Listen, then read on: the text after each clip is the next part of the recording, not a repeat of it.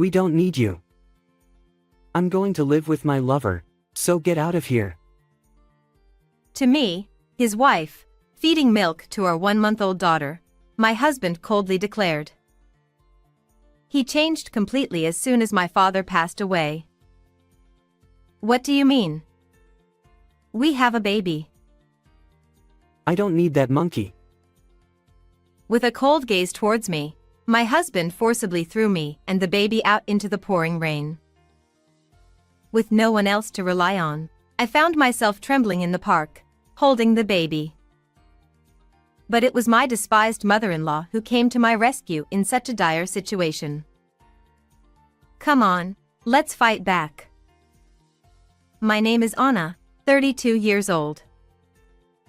I supported my father, who was the president of a small family-owned company, as his secretary. I got married to Charlie, who was an employee there, and we had been living with my father in my hometown for 3 years. I'm shy and can't even talk to people on my own, but Charlie is outgoing and proactive. I was drawn to him, and it took only 6 months from dating to marriage. Even after marriage, Charlie was kind, and I was happy. Little did I know it was all a facade. My mother passed away when I was young. But I never felt lonely because I received so much love from my father. However, it's not like I didn't want to depend on my mother, I just couldn't say it because I didn't want to hurt my father. So, I was looking forward to visiting Charlie's house before marriage. I imagined a kind mother-in-law, but she turned out to be surprisingly strict. She was a woman full of vitality, studying while being a housewife and passing difficult national exams, completely different from my gentle and quiet father-in-law. When I timidly greeted my mother-in-law.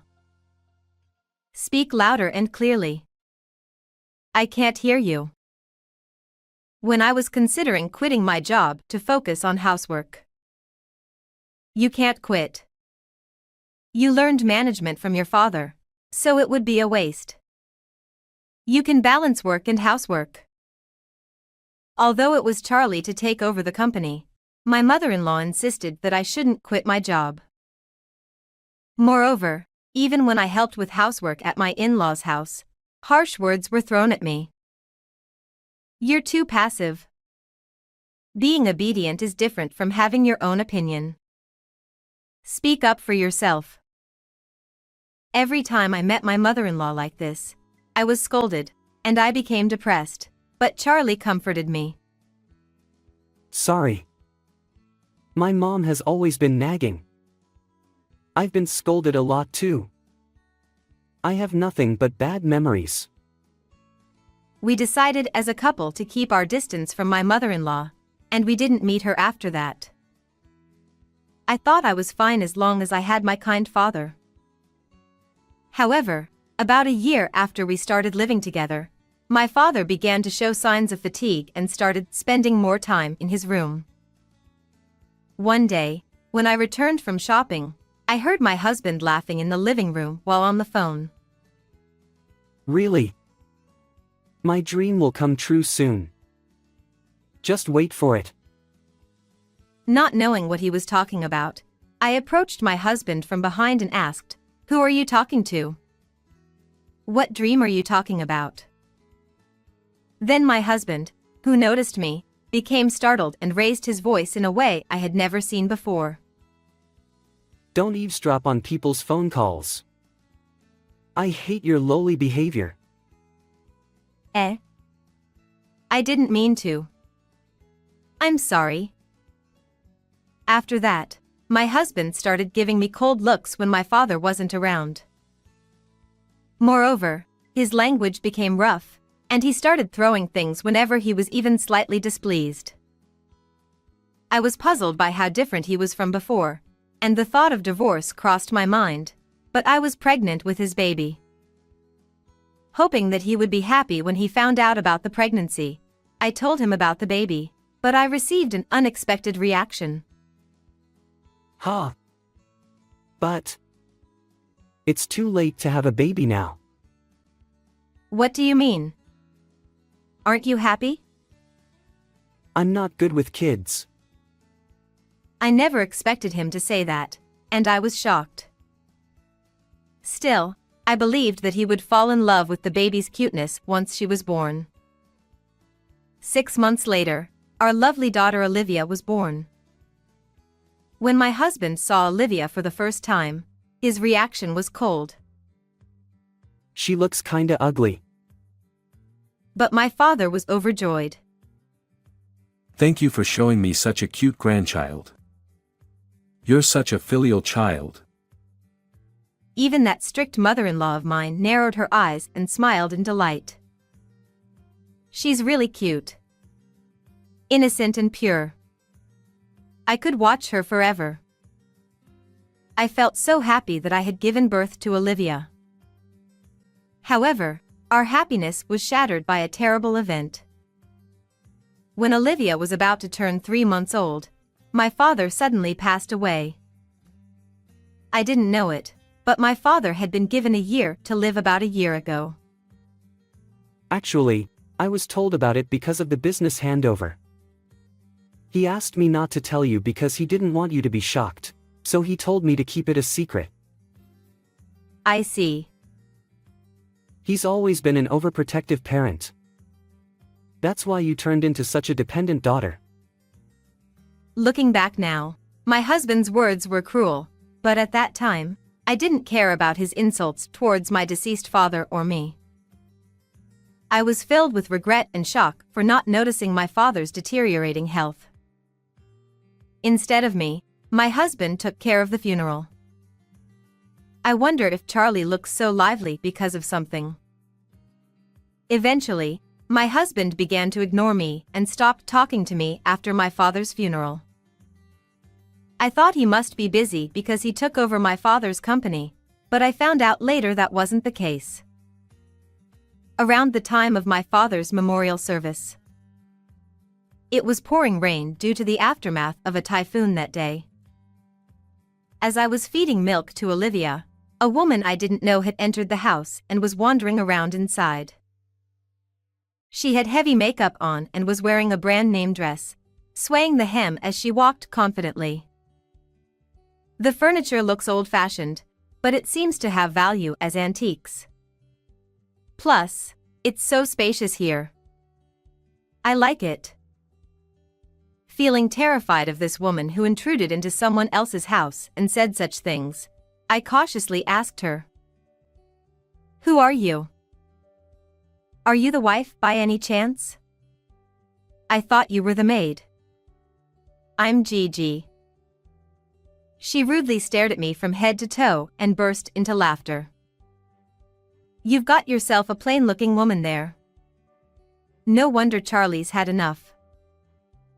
I stood there dumbfounded, unable to comprehend what was happening, when Charlie appeared and embraced Gigi. I don't need you anymore. I'm staying here with Gigi, so get out. "What do you mean? We have a baby." With a cold, sneering glance, my husband replied, "Don't need that monkey either," and tossed in a remark. Although I've never backtalked my husband before, I couldn't stay silent this time. This house is mine. It was given to me by my father. Unfortunately, I've put this house under my name. You're no longer needed here. With those words, my husband threw a divorce form with his name filled in, and forcibly kicked me and the baby out into the pouring rain, locking the door behind us. "What are you doing? Open up. Please." But there was no response from inside the house, so I reluctantly headed to the park to seek shelter from the rain while holding the baby. As we took shelter under the toilet roof, I couldn't help but feel lost about what to do next. However, about an hour later, a woman came with an umbrella to cover me. "I've been searching for you. You're still as weak as ever. Aren't you regretting what happened?" I recognized the stern tone of her voice. It was my detested mother-in-law. Unable to retort, I bit my lip, and tears began to flow uncontrollably. Blinded by my husband's true nature, I had been obedient, not even noticing his infidelity as he took away our home and assets. I was furious with my own incompetence. As my mother-in-law hugged me gently and then encouraged me firmly, I realized she was right. I was indeed a weak and pitiful woman. Anna, be strong for Olivia's sake. Now, fight back. Her unexpected words took me by surprise. And how did my mother-in-law even know about what had happened to me in the first place? My mind was filled with questions, but her question, "Is this how you're going to remain?" prompted me to firmly resolve to fight back. Afterward, my mother-in-law took me to the apartment she rented for work. It was a sophisticated interior, with no unnecessary clutter. She had prepared everything I needed, including clothes for myself and necessities for Olivia. After cleaning myself up in the shower and stepping out of the bathroom, I saw Olivia sleeping peacefully in my mother-in-law's arms. As my mother-in-law gazed at her granddaughter's sleeping face with a gentle look, she began to speak slowly. "This is something I've been worried about. That such a day might come." As she revealed the shocking truth, I felt a burning rage surge through my entire body for the first time in my life. From that day on, fueled by my frustration, I made a firm decision to transform myself, both physically and mentally, as my mother-in-law suggested. I followed her belief that if you present yourself well, you'll be treated well. If you're sloppy, you'll receive corresponding treatment. I went to the salon to tidy up my hair, changed into the high-quality suits my mother-in-law had chosen, and learned how to do my makeup properly.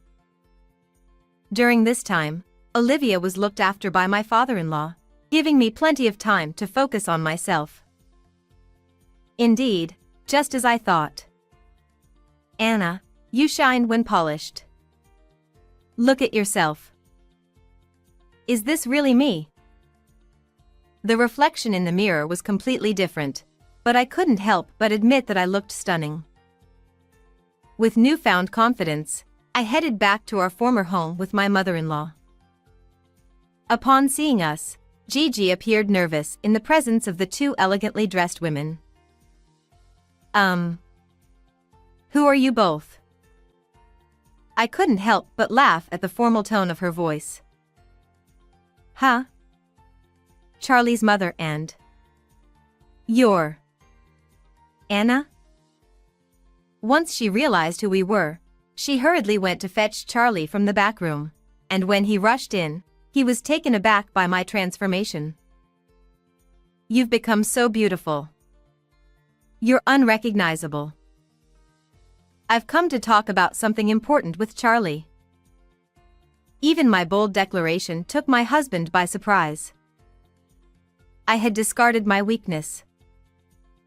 At that moment, my husband turned to look at my mother-in-law standing next to me. "Mom, what's the sudden visit for?" "I'm here today as Anna's lawyer." As it turned out, my mother-in-law was a licensed lawyer. Driven by her anger towards my constantly cheating father-in-law, she had passed the toughest exam on her first attempt. I was grateful to have a strong lawyer on my side and declared to my husband, "I want my father's company and this house back." "What are you talking about now? Everything belongs to me already." My husband snorted arrogantly, but my mother-in-law remained unfazed. "I have a will entrusted to me by Anna's father. According to this, the company and all assets are to be handed over to Anna."